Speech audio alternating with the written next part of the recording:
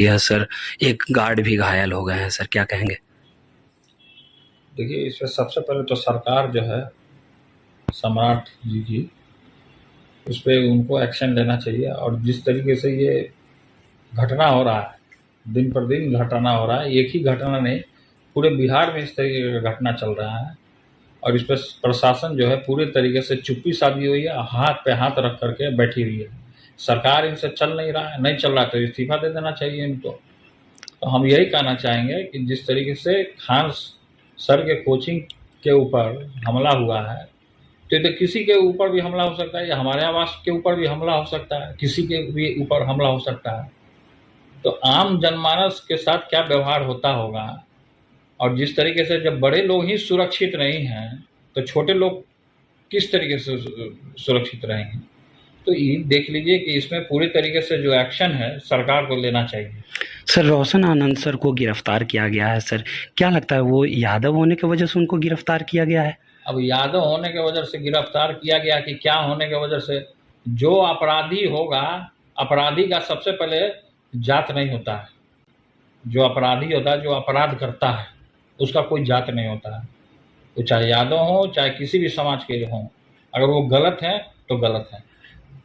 Sir, सम्राट चौधरी ने ये कहा है कि सरकारी आवास किसी की बपौती नहीं होती है, खाली किसी भी कीमत पे करना पड़ेगा। तो खाली तो नीतीश कुमार जी को भी खाली कर देना चाहिए, वो भी एक्स सीएम है। हम तो यही कहेंगे। जीतन राम मांझी जी को खाली करना चाहिए, उपेंद्र कुशवाहा को खाली कर देना चाहिए, और जो संजय हैं, संजय सिंह, उनको भी खाली कर देना चाहिए। किस हैसियत से लोग रह रहे हैं तब? जो जो एक्स हो गए हैं, तो जब हमारी माता श्री खाली कर रही हैं, तो सब खाली कर दें। और सबसे पहले तो नंबर 1 पे नीतीश कुमार जी को खाली कर देना चाहिए। क्यों रखे हुए हैं अपना आवास? 8 एकड़ में सम्राट चौधरी खुद रह रहे हैं आवास में, जो 8 एकड़ का उनका आवास हो गया है। 5 नंबर को भी तोड़वा दिया उन्होंने, और उसको सीएम हाउस आवास में मिला लिया है। ये क्यों मिला है? उनको अब क्या, मतलब कि पूरा बड़ा राजमहल चाहिए, तो जाके लाल किला में रहें सम्राट चौधरी, अगर उनको चाहिए तो। उनसे भी नहीं हो रहा है तो दिल्ली के लाल किला में जाके सम्राट चौधरी रहें। सर, जिस तरीके से बिहार के लॉ एंड ऑर्डर पर लगातार सवाल भी खड़े होते रहे हैं कि बिहार के लॉ एंड बिहार के लॉ एंड ऑर्डर पूरे तरीके से चरमरा गया है, कोमा में जा चुका है, फेल हो चुका है। आम जनमानस का कोई देखभाल करने वाला नहीं बचा। पूरा सिस्टम जो है वो खराब हो चुका है। तो सरकार को एक्शन लेना होगा। स्वास्थ्य मंत्री भी इन दिनों लगातार जन सुनवाई कार्यक्रम में पहुंच रहे हैं सर, लेकिन मीडिया से बात नहीं कर पा रहे हैं सर। तो नहीं, कैसे कर पाएंगे? मीडिया से सवाल करेगा, तीखा तीखा सवाल करेगा, जिसका वो जवाब नहीं दे पाएंगे। मेडिकल की क्या स्थिति है बिहार में, इससे छिपा नहीं है लोगों को। गांव में आपको वैक्सीनेशन की व्यवस्था नहीं है। वैक्सीनेशन जो रहता है अस्पतालों में, वो अस्पताल में नहीं है। किसी को गंभीर बीमारी है तो समय पे एम्बुलेंस नहीं पहुंचता है। तो बहुत तरीके की समस्या है जो कि जूझ रही है। आम जनमानस पे इफेक्ट पड़ रहा है, उससे बर्बाद हो रहे हैं लोग। 15 दिनों का अल्टीमेटम मिला है सर खाली करने का। 15 दिनों का अल्टीमेटम नीतीश कुमार को भी देना चाहिए, जीतन राम मांझी जी को भी देना चाहिए 15 दिन का अल्टीमेटम। उपेंद्र कुशवाहा जी को भी 15 दिन का अल्टीमेटम देना चाहिए। संजय सिंह जी को भी 15 दिन का अल्टीमेटम देना चाहिए। सर, एक सवाल है सर, एमएलसी चुनाव को लेकर के ये खबरें आ रही हैं सर कि तेज प्रताप यादव एमएलसी चुनाव में आरजेडी की तरफ से कैंडिडेट की बात की जा रही थी सर, लेकिन आप अपने सिंबल पर लड़ने की बात कर रहे थे। नहीं, देखिए, अभी कोई इस तरीके की बात हमसे नहीं हुई है। जब बात होगी तो कर लिया जाएगा, बात कर लिया जाएगा। क्या लगता है, आरजेडी के सिंबल पर या जेजेडी के सिंबल पर? हमारी तो पार्टी है जेजेडी, जनशक्ति जनता दल। हमारा तो करता धरता तो जेजेडी है। अब इसी से हम आगे बढ़ेंगे। यह सर, एक गार्ड भी घायल हो गए हैं सर, क्या कहेंगे?